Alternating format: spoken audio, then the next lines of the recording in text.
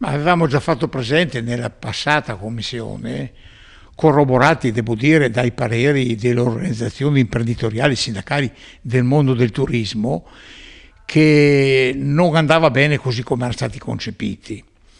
La disponibilità dell'assessore Finozzi è stata dichiarata fin dall'inizio per modificare.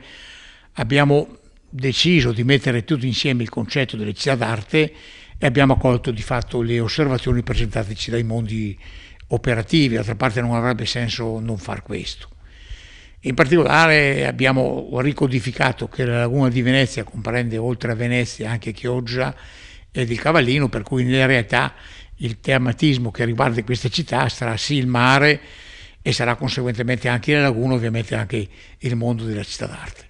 Così parallelamente nei diversi ambiti abbiamo cercato che le richieste fossero compiute, sapendo che non è essere inseriti in un tematismo che comporterà alcuni benefici, è l'insieme delle norme.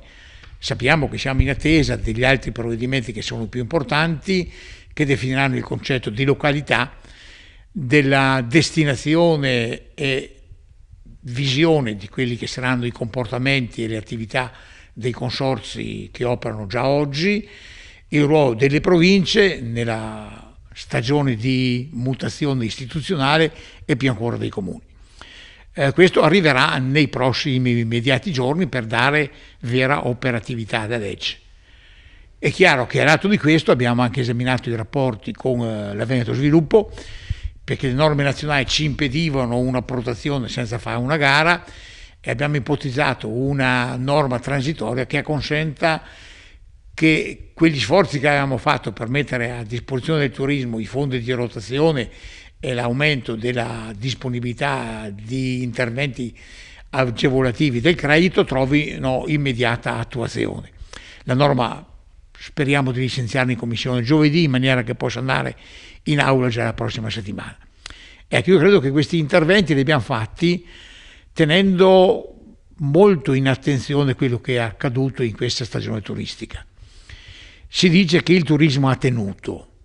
Io dico che ha tenuto perché abbiamo degli imprenditori coraggiosi che hanno saputo rispondere con tanta fatica, con tanto sacrificio e con tanta sofferenza economica alle condizioni della crisi. I numeri forse saranno non drammatici, ma non saranno migliori di quelli dell'anno scorso.